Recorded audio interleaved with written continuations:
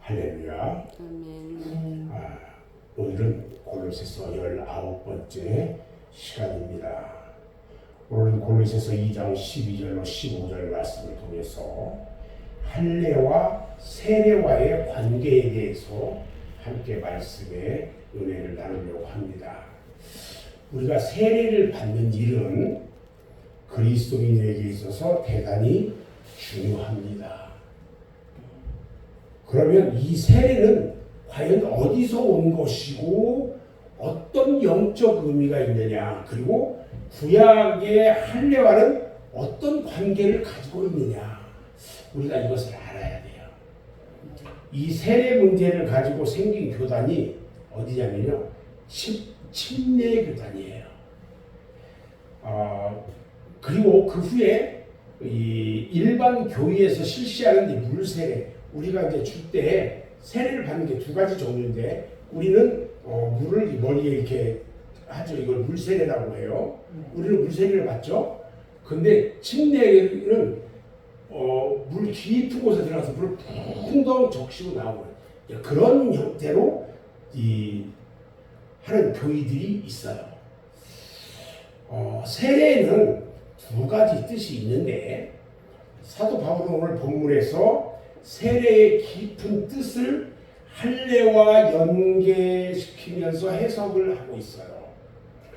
그리고 사도 바울은 세례에 대해서 영적 의미를 지금 부여해주고 있는데, 우리가 의식적으로 행하는 물세례를 말하는 게 아니고 그리스도와의 영적 연합 관계를 연결시킴으로써 세례의 참뜻을 우리에게 알려주고 있단 말이죠. 그러니까 세례는 영적으로 대단히 중요한 의미를 가지고 있는 거예요.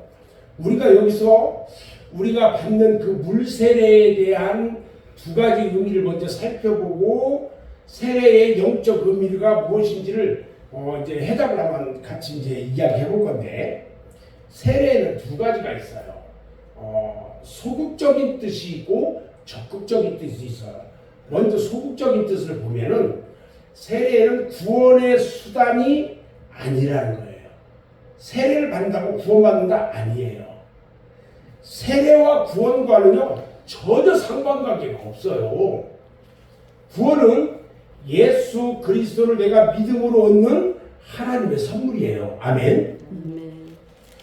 사람이 세례를 받고 구원이 그 세례에서 오는 것이 아니라, 구원을 받은 성도가 그리스도와의 영적 연합을 위한 의식으로 받는 것이 뭐냐? 세례라는 거예요. 자, 그 다음에 세례는요, 중생에 이르는 과정이 아니라는 거예요. 세례라고 하는 과정을 거쳐야 중생을 얻을 수 있는 것이 아니라는 거예요. 중생은요, 세례와는 아무 관계가 없이 성령으로 되는 거예요. 중생은. 다음에 세례를 얻는 방법도 아니에요. 의인은 아브라함과 같이 믿음으로 얻을 수 있는 거예요. 자, 그 다음에 이런 것들이 이제 소극적인 뜻이 있는 반면에 적극적인 면도 있어요. 세례는 그리스도에 대한 의적인 신앙 고백이에요. 그리스도를 영접한 사람은요, 어떤 형편에 있든지 세례라는 방법을 통해서 자신이 그리스도를 영접했다는 양심적인 신앙 고백을 하나님과 사람 앞에서 거행해야 하는 거예요. 나는 내가 그리스도를 영접했습니다 하고 하나님 앞에 세례를 통해서 신앙 고백을 하는 거예요. 아멘. 이거 대단히 중요해요. 이 의식은요, 비록 구원과는 상관이 없다고 할지라도 누구나 거절하면 안 된다는 거예요. 주님께, 왜 그러냐면 이것은 주님께서 세례를 받으라고 명령했어요. 이거요. 거듭난 사람, 중생한 사람은요, 주님의 명령을 거역하지 않아요. 또 세례는요, 그리스도와의 연합이라는 깊은 뜻이 담겨 있어요. 내가 그리스도와 하나가 되었다. 나를 보세요. 내가 그리스도와 하나가 되었습니다. 이거 대단히 중요한 거예요. 그리스도와의 연합이라는 것은 두 가지 의미를 갖는데 오늘 12절 말씀에 보니까 뭐라고 해요? 또 너희가 세례로 그리스도와 함께 장사되고 또 죽은 자들 가운데서 그를 일으키신 하나님의 역사를 믿음으로 말미암아 그 안에서 함께 일으키심을 받았느니라. 세례의 참뜻은요, 세례받는 사람이 그리스도와 함께 장사지낸 일, 죽은 일과 부활하신 일에 연합이 된다는 거예요. 내가 그리스도와 함께 못 박히고 내가 죽고 그리스도와 함께 다시 살아나신 거예요. 아멘. 너무너무 중요해요, 이거요.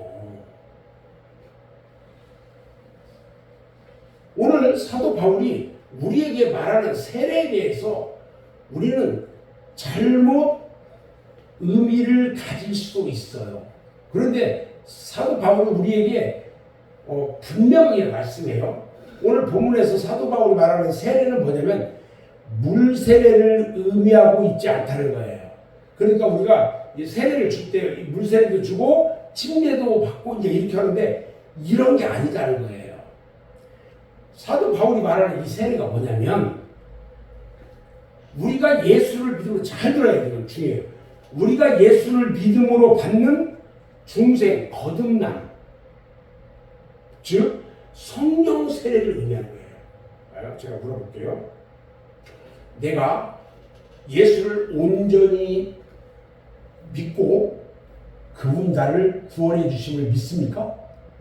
아멘? 내가 고백하는 이것이요 거듭남이에요. 성령께서 그 일을 행하시는 거예요. 아멘? 대단히 중요한 거예요. 대부분 사람들이 침례를 주장하는 사람들은요, 사람이 세례받을 때 물속에다 물을 푹 담겼다가 그리스도와 함께 장사되고 물에서 올라올 때 살리시는 부활이 연합된다, 이렇게 얘기를 해요. 그런데 사도 바울은요, 로마서 6장하고 오늘 이 말씀을 통해서 세례는 둘 다 그리스도인들이 받을 물세례에 대한 언급이 아니라는 거예요. 그리스도의 영적 연합을 통한 성령 세례를 말하는 거예요. 우리는 성령 세례를 받아야 되는 거예요. 아멘? 너무너무 중요해요. 물세례는요, 성령 세례를 상징해주는 하나의 의식에 불과해요. 침례교인들처럼 물세례를 그리스도와 함께 장사되고 다시 부활하는 의식으로 침례되는 이것은 아니다는 거예요. 이 의식은요, 구약의 이 어떤 정결케 하는 의식에서 이게 비롯된 것들인데, 부정한 것을 물로 씻어내서 정결케 한다는 의미도 있고, 부정한 자에게 짐승의 피를 뿌려서 정결케 한다는 의식으로 삼았던 거예요. 그래서 물은 잘 봐요. 우리가 세례를 받을 때 물로 이렇게 하죠. 성부와 성자와 성령의 이름으로 이렇게 물세례를 줘요. 이 물은요, 죄를 사하는 예수님의 피를 말하는 거예요. 그리고 이 피는 그리스도의 피를 의미해요. 내가 깨끗하게 죄사함을 받았다, 이런 의미예요. 중요해요, 안 중요해요? 너무너무 중요한 거예요. 이것을, 그러니까 나는 주님의 피로 깨끗함을 받은 정결한 사람이야. 그러니까 정결한 사람으로서 정결한 삶을 살아야 되는 거예요. 아멘.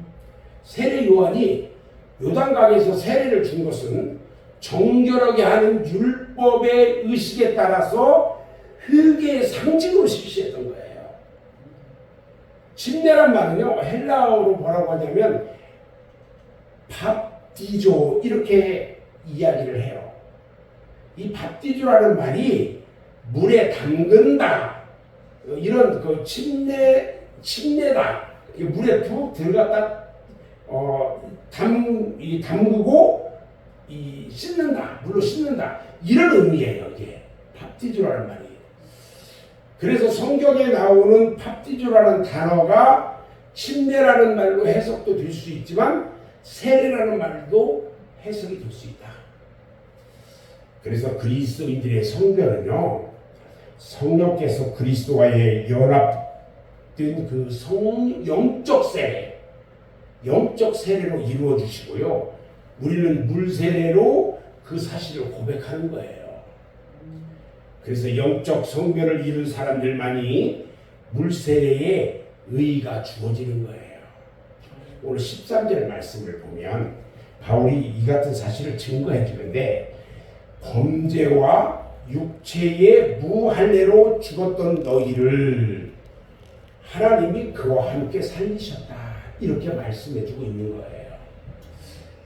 이것이 바울이 말하고 있는 진정한 세례인 거예요. 우리가 주님으로부터 거듭나고 깨끗이 죄를 씻고 정결한 자로서 그 삶을 살아가는, 우리 주님이 그래서 나와 함께 십자가에 못 박고 또 부활하신 그 은혜 가운데 내가 연합하는 삶은 너무너무 우리에게 중요하다. 그래서 세례가 중요하다는 거예요. 저는 이제 오늘 말씀을 마무리하는데요, 그리스도는 이 모든 일을 십자가로 승리하시고 십자가로 다 이루셨어요. 그리스도와 함께 세례를 받은 성도들은요, 그리스도와 함께 연합하였기 때문에 이 모든 일에 이길 수 있는 거예요. 이 모든 일에 승리하는 거예요. 따라서 우리는 그리스도로 말미암아 정결케 되었고, 그리스도로 말미암아 깨끗하게 죄사함을 받았고, 그리스도와 함께 연합하여 우리의 삶에 날마다 거룩한 승리 생활을 할 수 있게 된 것이라는 거죠. 사랑하는 여러분들의 모든 삶이 날마다 그리스도와 더불어서 정결하고 거룩한 삶이 되기를 주님의 이름으로 축원합니다. 기도하겠습니다.